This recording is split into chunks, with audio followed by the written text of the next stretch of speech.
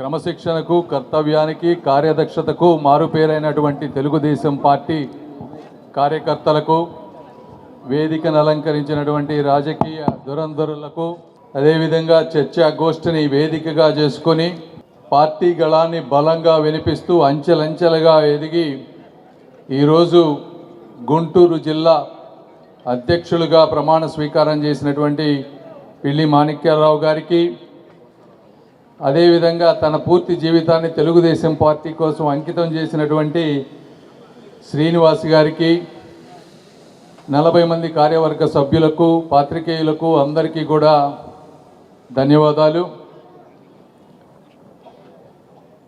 అన్ని వర్గాల ప్రజలకు అండగా ఉండే విధంగా ఉండే జెండా తెలుగుదేశం పార్టీ అని మీ అందరికీ నేను తెలియజేస్తా ఉన్నా. ఈరోజు ఇంత గుంటూరు బలమైనటువంటి జిల్లాని మాణిక్యాలరావు గారి చేతిలో పెట్టారు గౌరవ ముఖ్యమంత్రి గారు. దానికి కారణం చంద్రబాబు గారు ఏది చేసినా కూడా ఒక ఆలోచన విధానం ఉంటుంది. ఎందుకంటే చిన్నప్పటి నుంచి ఆయన విప్లవ భావాలతో సమాజంలో జరిగేటువంటి అన్యాయాలపై పోరాడుతూ వచ్చారు. అంచెలంచెలుగా ఎదిగి ప్రతిపక్షంలో జగన్మోహన్ రెడ్డి గారి ప్రభుత్వం పైన వీరోచితంగా పోరాడారు. కాబట్టే ఈరోజు వారికి పదవి దక్కింది. అయితే ఇప్పుడు ఉన్నటువంటి ప్రతిపక్షంలో పోరాడటం ఒకటైతే, గవర్నమెంట్ ఉన్నప్పుడు పోరాడే విధానం వేరుగా ఉంటుంది. ఇప్పుడు ప్రతిపక్షంతో పాటు ఇక్కడ చాలామంది సీనియర్ నాయకులు ఉన్నారు.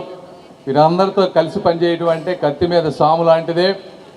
ఎందుకంటే నేను కూడా కేంద్రంలో మంత్రి పదవి తీసుకున్నప్పుడు రాజకీయాలకు కొత్త, పార్లమెంటు అన్నీ తెలిసేవి కాదు. నాకంటే సీనియర్లు అయినటువంటి 2 కేంద్ర మంత్రులు ఉన్నారు. నేను కూడా సహాయ మంత్రిగా మొదలైనప్పుడు ఒక వ్యక్తి 4 సంవత్సరాలు ముఖ్యమంత్రిగా చేసినటువంటి వ్యక్తి, ఇంకొక వ్యక్తి వాళ్ళ ఫాదర్ నుంచి కూడా రాజకీయ చరిత్ర ఉన్నటువంటి వ్యక్తులు. మొదటి 2-3 నెలలు అలా చూసేవాళ్ళు, అనుమానంగా అట్లా ఏంటి ఇతను ఎలాంటి అని. వర్క్ ఇచ్చేవాళ్ళు కాదు, అబ్జర్వ్ చేసేవాళ్ళు. అయితే ఓపికగా సహనంతో వర్క్ చేసుకుంటా పోతే ఇనీషియల్గా కొంత అవమానాలు జరిగినా కూడా మన మీద నమ్మకం వస్తే అవకాశాలు దానంతటా అవే వస్తాయి. ఈ రోజున మొదటి 3 నెలల ఈరోజు 2 మినిస్ట్రీలని నాకు అప్పచెప్పారు పూర్తిగా. అంటే దానికి కొంచెం సమయం పట్టినా కూడా రాజకీయాల్లో కావాల్సింది మొట్టమొదటిది సహనం. మనం చెప్పినట్టు జరగవు. మనకంటే తెలివైన వాళ్ళు ఉంటారు. వాళ్ళు ఒక విధంగా పనిచేసినప్పుడు మనకు ఒక్కొక్కసారి అవమానంగా అనిపిస్తుంది. అయినప్పటికీ కూడా ఓపికగా సహనంతో మీరు చేయాల్సిన పని మీరు చేస్తూ పార్టీకి మంచి చేస్తూ ఉంటే ఆటోమేటిక్గా మీరు ఇందాక చెప్పినట్టు వారు ఎంత పెద్ద స్థాయికైనా కూడా వెళ్ళేటువంటి అవకాశం ఉంటుంది. రాజకీయాల్లో అవకాశాలు రావడం చాలా కష్టం, ఎంతో అదృష్టం ఉండాలి. అలాంటిది వారికి 2 పదవులు వచ్చినాయి. ఈరోజు తెలుగుదేశం పార్టీలో ఒక పదవి రావాలంటేనే ఎంతో కష్టమైనటువంటి పరిస్థితుల్లో వారికి 2 వచ్చినాయి. ఒకటి లిడ్ క్యాప్, రెండోది జిల్లా అధ్యక్ష పదవి, 3 సరే అదే అధికార ప్రతినిధి 3 అంటే మళ్ళీ తీసేస్తారు 1, 2 మరీ ఎక్కువ. ఏదైనా ఇన్ని పదవులు వచ్చినప్పుడు, అవకాశం వచ్చినప్పుడు అందిపుచ్చుకోవటం అనేది మన శక్తి సామర్థ్యాలను బట్టి ఉంటుంది. ముఖ్యంగా అందరినీ కలుపుకొని వెళ్ళాలి. గ్రామాల్లో పార్టీల్లో అక్కడక్కడ విభేదాలు ఉంటాయి.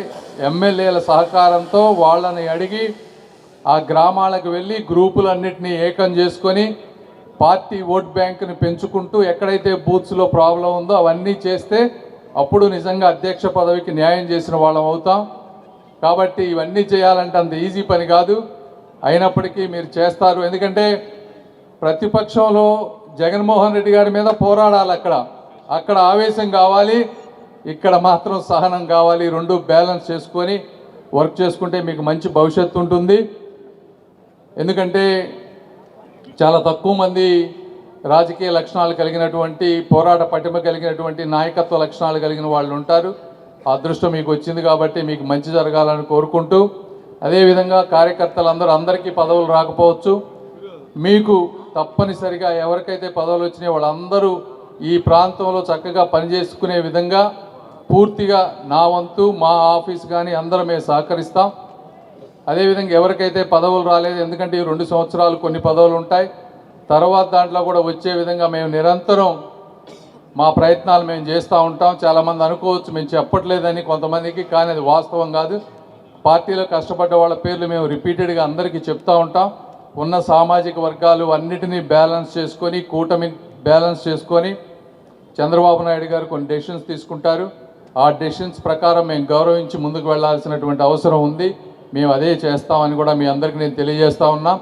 అదేవిధంగా ఈరోజు కార్యకర్తలు ఏదైతే ఉన్నారో, మీరు ఎక్కడైనా రాష్ట్రంలో కానీ వేరే దేశంలో, ఈ దేశంలో కానీ చూడండి, అతి తక్కువ పార్టీల్లో కార్యకర్తలకి 100 రూపాయల ఫీజుతో 5 లక్షల రూపాయల బీమాలు ఇచ్చి, సీఎం రిలీఫ్ ఫండ్ ఇట్లాంటి వాటిల్లో కూడా ప్రాధాన్యత ఇచ్చి అన్ని విషయాల్లో కార్యకర్తల్ని చూసుకునేటువంటి పార్టీ తెలుగుదేశం పార్టీ. 2014-19 మధ్య దాదాపు 110 కోట్ల రూపాయలు కార్యకర్తల సంక్షేమానికి వాడారు. మళ్ళీ వచ్చిన 1.5 సంవత్సరంలో దాదాపు 33 కోట్ల రూపాయలు ఇవన్నీ సంక్షేమ నిధికి వాడుతూ ఉన్నారు. బీమా ద్వారా కానీ ఇంకో విధంగా కానీ వీటన్నిటికీ ఒక అధ్యయనం చేసి తీసుకొచ్చినటువంటి వ్యక్తి కూడా నారా లోకేష్ గారు. వారికి కూడా అభినందనలు. ఏదేమైనప్పటికీ మీ అందరికీ మనస్ఫూర్తిగా అభినందనలు తెలుపుకుంటూ, మీరు వచ్చే 3 సంవత్సరాలు అద్భుతంగా ఉండాలని కోరుకుంటూ ప్రతి ఒక్కరికి అభినందనలు తెలుపుకుంటూ సెలవు తీసుకుంటున్నాను. Thank you. ముఖ్యంగా నాకు గుంటూరు జిల్లా తెలుగుదేశం పార్టీ అధ్యక్ష బాధ్యతలు ఇచ్చినటువంటి పెద్దలు, ముఖ్యమంత్రి వర్యులు, తెలుగుదేశం పార్టీ అధినేత నారా చంద్రబాబు నాయుడు గారికి, యువనేత, మనందరి భవిష్యత్తు నేత, ఈ రాష్ట్ర భవిష్యత్తు దిక్సూచి నారా లోకేష్ గారికి ప్రత్యేకమైనటువంటి కృతజ్ఞతలు ఈ సందర్భంగా తెలియజేస్తా ఉన్నాను.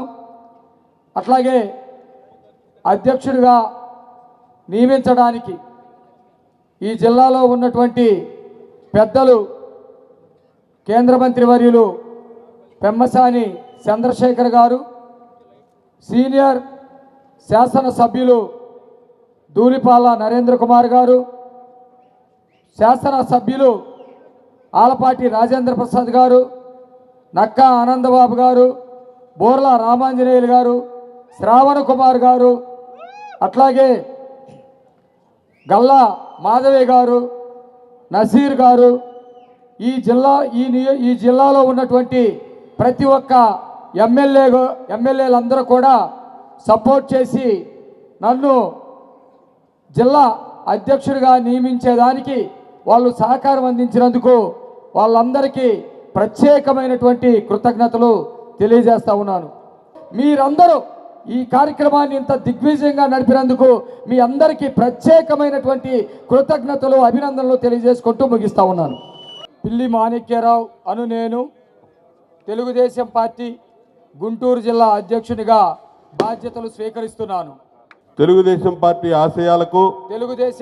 ఆశయాలకు పవిత్ర లక్ష్యాలకు కట్టుబడి ఉంటూ పార్టీ ప్రతినిధిగా క్రమశిక్షణతో ప్రజాసేవాభావంతో మనసా వాచ కర్మేణ నిరంతరం పాటుపడుతూ నిస్వార్థంగా అవినీతి అక్రమాలకు పాల్పడకుండా దీక్షా దక్షతలతో అంకిత భావంతో తెలుగుదేశం పార్టీ ప్రతిష్టను ప్రతిపత్తిని పరిరక్షించేందుకు ఎల్లప్పుడూ కృషి చేస్తూ పార్టీ మరియు ప్రజలు నాపై ఉంచిన విశ్వాసాన్ని వమ్ము చేయకుండా నిత్య చైతన్యంతో పార్టీకి ఉజ్వల భవిష్యత్తు కల్పించేందుకై నా వంతు కర్తవ్యాన్ని విధులను బాధ్యతాయుతంగా నిర్వర్తించగలనని ప్రమాణం చేస్తున్నాను. జై తెలుగుదేశం, జై తెలుగుదేశం. వర్ధిల్లాలి నారా చంద్రబాబు నాయుడు గారి నాయకత్వం. వర్ధిల్లాలి నారా చంద్రబాబు నాయుడు గారి నాయకత్వం.